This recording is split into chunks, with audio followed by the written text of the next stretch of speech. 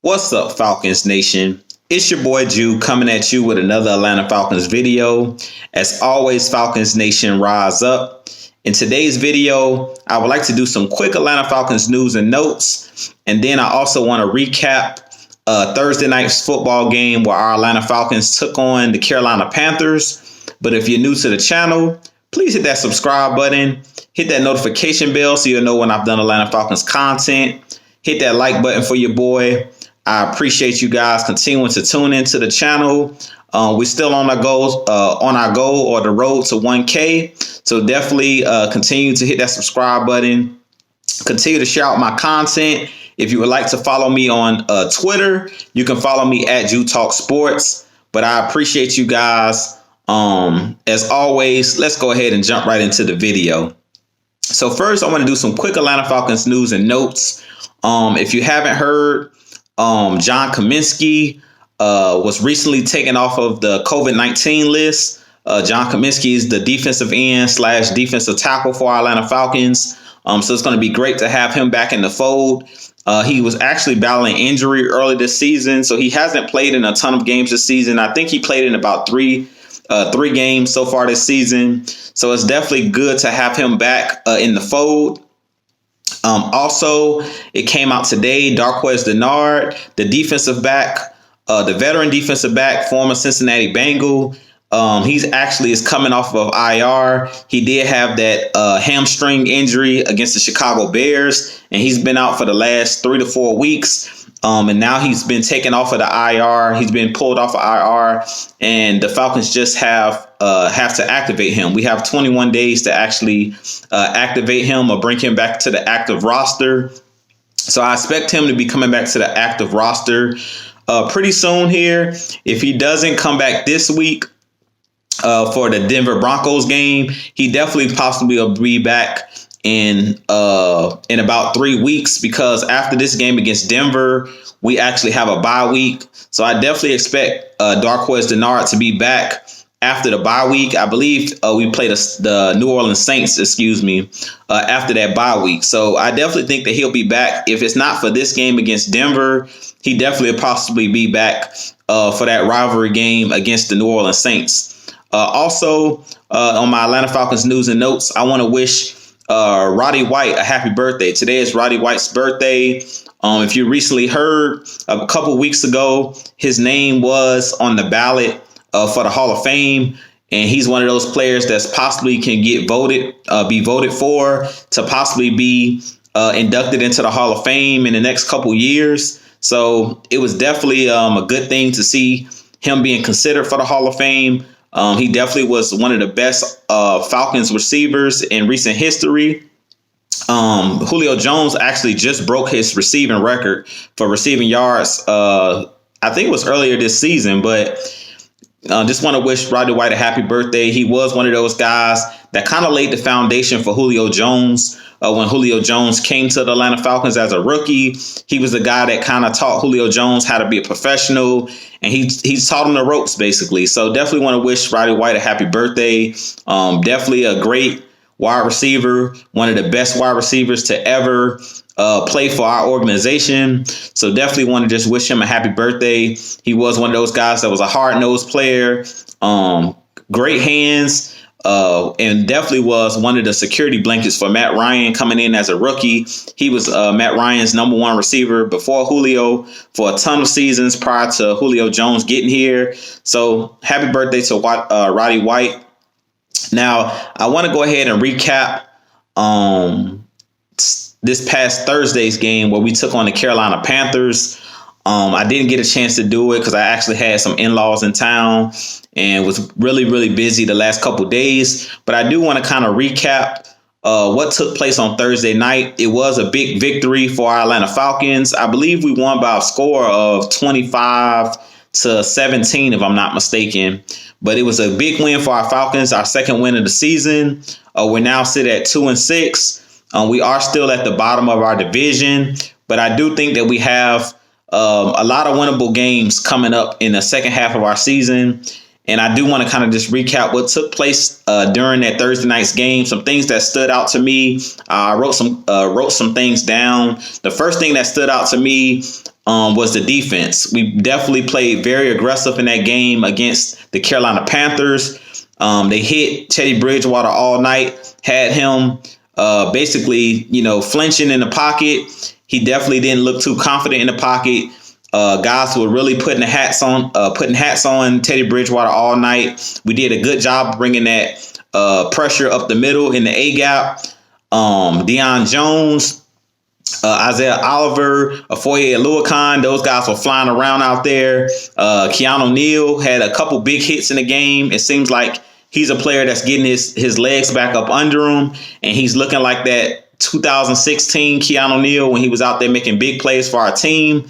And Keanu Neal is really going to make it hard for our Atlanta Falcons. It's really going to be a difficult decision because his contract is up after this season, his rookie contract or his fifth-year option. So it's really going to be tough to see what the Falcons are going to do with a Keanu Neal because he has played very well the last couple games since Raheem Morris has taken over. It looks like he's gotten his legs back, and he's out there seeing the field like he once did when he was playing like an elite safety early in his career after the injury. So it's definitely looking like Keanu Neal is back. But like I said, prior to the game, in my pregame predictions, I wanted to see the Falcons play aggressive on defense. And to me, in this game, they did an excellent job of mixing up coverages. Jeff Albrecht and Raheem Morris, they came up with a great blitzing scheme. I seen some zone blitzes in this game. They really had Teddy Bridgewater off balance and had him confused in this game. He didn't know where the pressure was coming from. They did a good job before the snap of disguising what they were doing. So they would have, 5 and 6 and 7 players at the on the line, and he didn't know which one of those players was coming. His offensive line didn't know how to pick up those blitzes, those blitz packages. So it was a good job of Raheem Morris and Jeff Albrecht of mixing up the coverages and bringing pressure. They brought pressure all night. Teddy Bridgewater was rattled in the game. In the game, also, Charles Harris did have a hit on Teddy Bridgewater that got him kicked out of the game. It was kind of a late hit. He hit him while he was on the ground or while he was going to the ground. But I did like the physicality of our team. I don't agree with, playing dirty or anything like that or trying to hurt anybody. But I do think that we want the offensive players and the opposing teams to fear us. And I think we did a good job in that game of trying to intimidate the Carolina Panthers. I think they did a good job of playing physical. We actually looked fast and physical in this game. Guys were flying around. Afoye Aluakon had a ton of tackles in this game.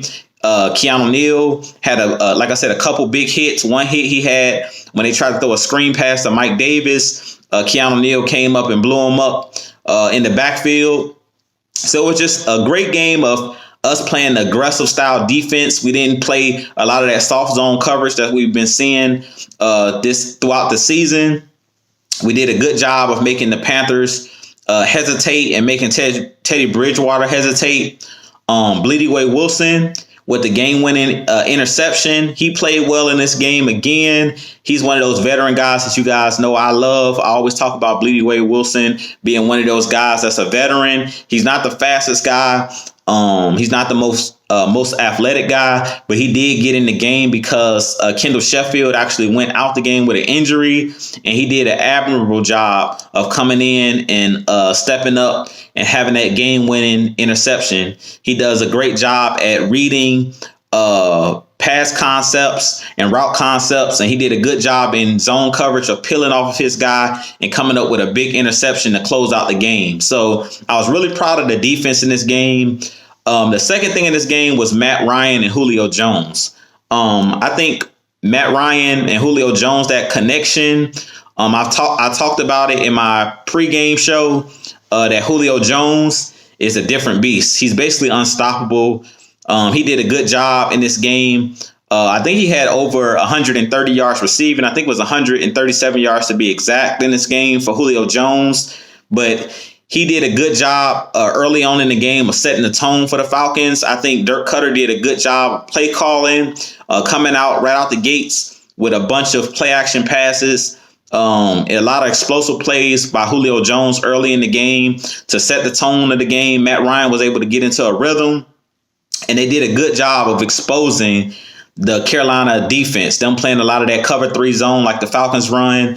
We did a good job of exposing that defense early on in the game. And I talked about it in the first game. Julio Jones didn't get the play because he was injured with that hamstring injury. But Julio Jones showed why in this game he's the best wide receiver in the league. He basically dominated the game from start to finish. Especially, like I said, early on in the game, they couldn't cover him. He had corners slipping and sliding all over the field with his great route running. Calvin Ridley in the game actually went out with an ankle injury. Before going down with the ankle injury, he was playing well. He was playing well as well in this game. They said that it looks like the injury that Calvin Ridley sustained was an ankle injury, but it wasn't something that was season ending. All the x-rays and things of that was negative, which was another good thing for our Falcons. But it was an all-around good game by the offense. I love, like I said, the play calling by Dirk Cutter. He did a good job in this game of pounding the rock and mixing up the play-action pass with the running game. Brian Hill, you guys know I talk about Brian Hill a lot. Him and Todd Gurley being X-factors on his team. They did a good job of mixing up the running backs, using Brian Hill as that change of pace back. Brian Hill did a great job in this game, carrying the ball for over 5 yards to carry. He had about 55 yards of rushing with 11 carries, but they did a good job of mixing him and Todd Gurley during the game. I think they did the right thing early in the game to run Brian Hill in that second quarter. They ran Brian Hill a lot in the second and third quarter. And then later on in the game, when we were trying to ice the game away on that last drive, they handed the ball to Todd Gurley to keep him fresh. And Todd Gurley was able to score a touchdown, pretty much the game-sealing touchdown at the end of the game. So we did a really good job in this game. Dirk Cutter of mixing it up. Like I said, passing and running. They kept it balanced. We actually seen an appearance by Quadri Olesen, which I believe was his first carry of the season, if I'm not mistaken. He had a big, I think it was either a fourth down or a third and short conversion. I believe it was a fourth and 2 or 4th and 1. They handed the ball to Quadri Olesen. And one thing I like about Quadri Olesen is he's a physical back, so he was able to pick up the 1 yard. I kind of like Quadri Olesen a little bit more than Ito Smith, just from the physicality point of Quadri Olesen. So I think that the Falcons should lean on Quadri Olesen a little bit more as that third down back. I possibly would keep Ito Smith on the bench, because I do think that Quadri Olesen brings a little bit more to the table as far as his physicality. But I did like them giving Brian Hill more carries and Todd Gurley. I feel like Todd Gurley and Brian Hill should be the guys that's carrying the load in the running game, unless an injury or something like that happens, knock on wood. But while these guys are healthy, I think we should rely on Todd Gurley. We should rely on Brian Hill. Those guys proved that they can run the ball really well. Brian Hill not only did a good job of running the ball, but he did a good job of catching the ball out of the backfield, making guys miss, and running downhill and physical. The main difference I'm seeing from Todd Gurley and Brian Hill, Todd Gurley is better at setting up his blocks. And to me, Todd Gurley runs with better vision than a Brian Hill. But to me, Brian Hill is like a Tevin Coleman type, where if you put him in space, if you throw that toss out to him, he accelerates a lot faster than Todd Gurley. So I definitely like Brian Hill's physicality. I think Todd Gurley shows a little bit more patience than Brian Hill, and he's able to run the ball on those third and shorts and things of that nature. Brian Hill is one of those guys that he's just going to hit the hole. He's going to one cut and go up, go downhill, where Todd Gurley is one of those guys that he's going to wait for his blocks to set up, and then he might bounce it outside or might bounce it back inside. But he's like a more patient runner, kind of like a Le'Veon Bell early in his career, where Todd Gurley does a better job to me sometimes at setting up his blocks. But I think the mixture of Todd Gurley and Brian Hill, I think those guys, are like thunder and lightning. You can, have those guys play off of each other. And I really like the way that the Atlanta Falcons and Dirk Cutter used those guys in this game against the Panthers. Another thing that I wanted to hit on or touch on really quick was the coaching. I think that Raheem Morris, Dirk Cutter, And the special teams unit, the special teams coaches, I think it was a well-coached game all the way around. I didn't see a ton of fourth down, going for it on fourth down and things of that nature.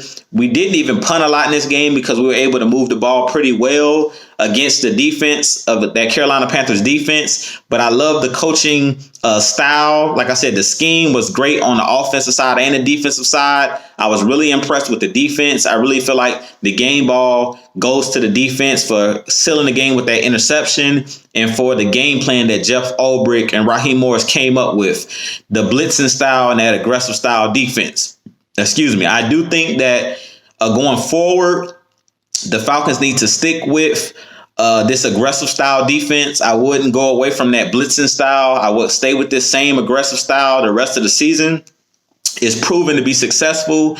And until somebody, stop us from blitzing and stop us from, doing what we did well against Carolina, I think that our defensive coordinators, Raheem Morris and Jeff Ulbrich, need to stick with this format. I do believe that we found a winning formula, and they need to stick with this winning formula. We all know that the Falcons have a great offense, but in this game, the defense showed that if you're able to put pressure on the quarterback with those blitzing schemes, that ball has to come out a lot faster, and that helps out not only the secondary, it shortens the amount of time that they have to cover, but it also helps your linebackers and your defensive line to be able to play aggressive. When you're falling back in those zones, like those cover 3 zones and things of that nature, you don't allow your linebackers like Afoye Aluakan, like Deion Jones, like Keanu Neal at safety. You don't allow those guys to play physical and aggressive by just coming downhill. And in this game, I felt like we were coming downhill all game against Teddy Bridgewater. And I really think in this game, they made Teddy Bridgewater really uncomfortable. Even on times where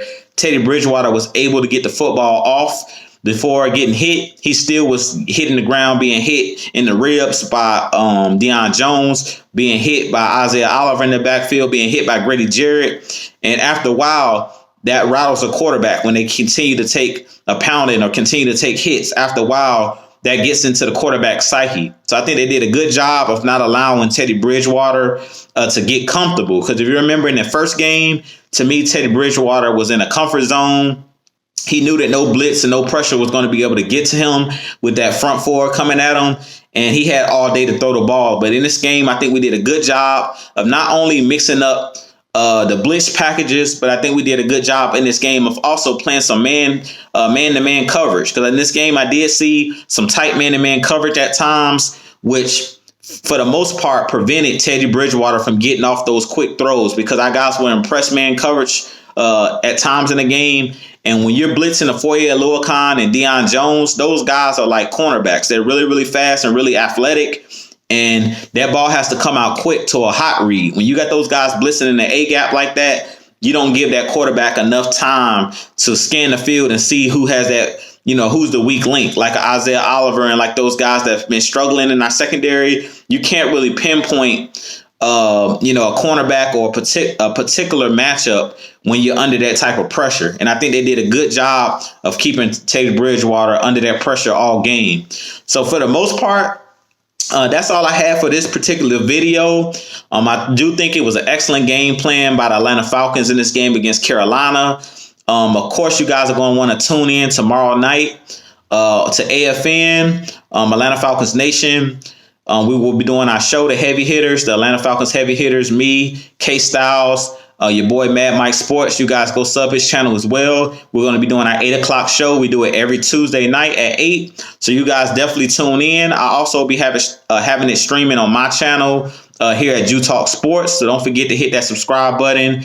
We're on the road to 1K, but I appreciate you guys continuing to tune into the channel. I appreciate you guys and love you guys. But as always, Falcons Nation, rise up. I got a lot more content coming for you guys. Peace out.